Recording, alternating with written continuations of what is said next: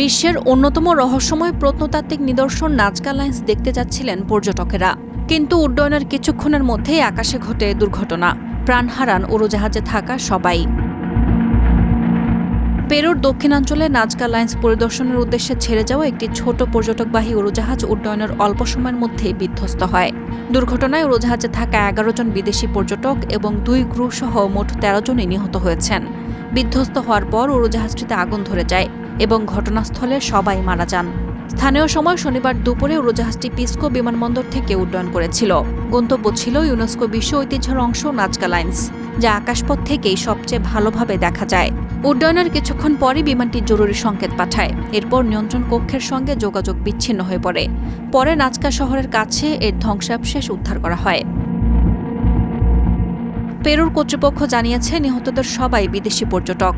তাদের মধ্যে 7 জন ইতালির, 2 জন জার্মানির এবং 2 জন স্পেনের নাগরিক। নিহত 2 ক্রু ছিলেন পেরুর নাগরিক। এদিকে দুর্ঘটনার সুনির্দিষ্ট কারণ এখনও জানা না গেলেও যান্ত্রিক ত্রুটি, আবহাওয়া কিংবা অন্য কোনো বিষয় জড়িত ছিল কিনা তা খতিয়ে দেখছেন তদন্তকারীরা।